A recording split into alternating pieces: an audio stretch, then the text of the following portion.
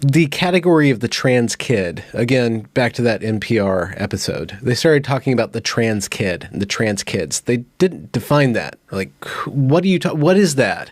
When I hear people arguing for protecting trans kids, like that term kind of came out of nowhere. Is that a child with gender dysphoria? Is that a child who wants to wear different clothes? What exactly is a trans kid? Do you guys have any history on that or where that came about? We can see that it does have, this great TV for, I don't know how many seasons that one trans kid, so-called, has been on, Jazz Jennings. Yeah. So it kind of was a media thing for a bit, but where'd that come from? What's the outcome of thinking that way? And what's a better way of thinking? Well, it's based on sex stereotypes, obviously. I mean, when you watch that Oprah Winfrey show when Jazz first came onto the scene at like 4 years old, it's this little boy who like loves pink and wants to dress up in dresses. It's like, okay, so he's a little gender nonconforming kid. Oh, couldn't be a gay kid. No, couldn't grow up to be gay. But like, oh, he must just be the opposite sex, right? Because he likes pink. I mean, it's like, this is like sex stereotypes magnified. Like, it's just, I don't know, Bless, if you want to add something to that, but the invention of the trans kid is just the invention of how the capitalists can make more money off commodifying people's bodies. That's what that is.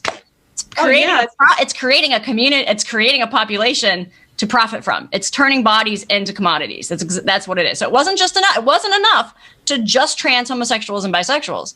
That wasn't enough money for them. They had to take it into the straight world. They had to take it into the youth. They had to take it to the kids. Well, capitalism is really about always expanding your market.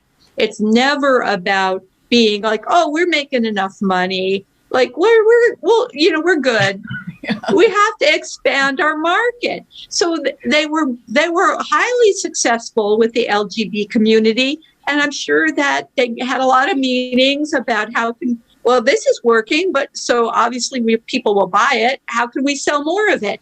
And the idea, the younger that you start somebody on medicalization, the more medicalization they will need, and the more pure profit, because they when you invent the transgender child, you bring in the idea of blocking puberty, and then they don't even know what medical issues are going to be created by starting children very young on medicalization and having them medicalized. They know some of the harms, other than beyond a shortened life, which is probably they want to try to keep kids alive as long as they can, because when they die, they stop consuming. But we have read some market studies, and it looks like they're trying to figure out now what are the harms that are going to come from long-term medicalization, so they can start to prepare the infrastructure and the drugs that will be needed to combat the long-term effects of puberty blockers and lifelong hormones, and taking away parts of the body that are clearly essential, or they would not be there. Yeah. So down the line, there's going to be a lot more things in our lifetime that we're going to be seeing that they're like, oh, who knew that this was a bad idea? Well, so it's like they profit on both ends. So they profit on whether it's hormone blockers, artificial hormones, multiple plastic surgeries, very extreme, surgeries we're talking about here. And, the puberty blockers are known to increase depression, suicide risk, osteoporosis. I mean, if your kids start taking these hormone blockers at 15, they have like osteoporosis by the time they're 20. That's how bad it is and how quick it is. And it's really well documented with Lupron, for example, because all these people who went through taking Lupron, not for transing, but for other reasons, all have had very negative, not all, but have had very negative health issues that have written, lots and lots of complaints to these companies about these drugs. And so we already know that these drugs are really dangerous, cause long-term health problems. But so they benefit the market, projections for this is that they profit from starting the process of transing somebody.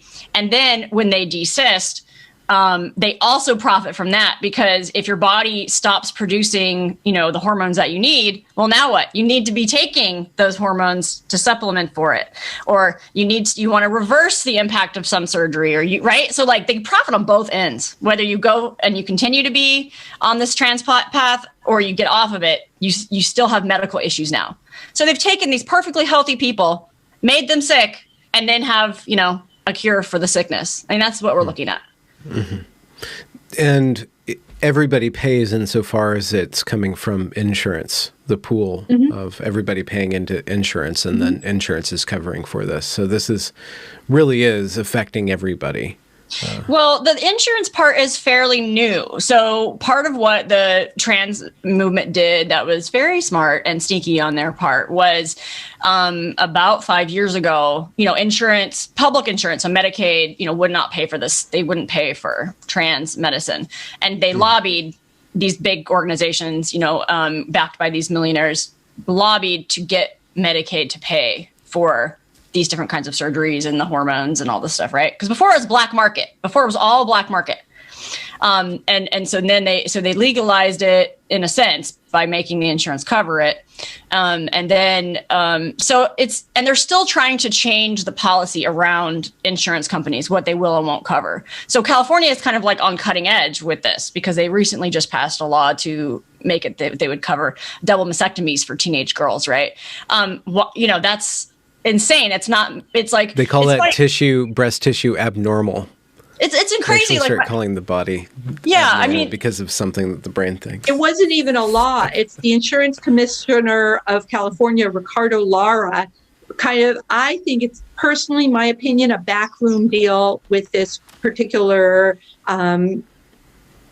T organization, small organization, and just sent out this letter that now that double mastectomies are going to be covered for anybody, regardless of age, and they'll classify the breast tissue as abnormal tissue, abnormal structures. And the evidence is that at Children's Hospital Los Angeles, they are doing double mastectomies on girls as young as 13 years old. And it's not just evidence. I think the person who is championing that is very, very proud of her work, if I recall that. And I have more videos in the wings about this particular individual. Right. So it's kind of this, they're still working it into getting the insurance companies to cover all these things increasingly. So who benefits from that? Well, who benefits from that are these doctors, are these plastic surgeons, right? That's who benefits from getting the insurance companies to cover these procedures.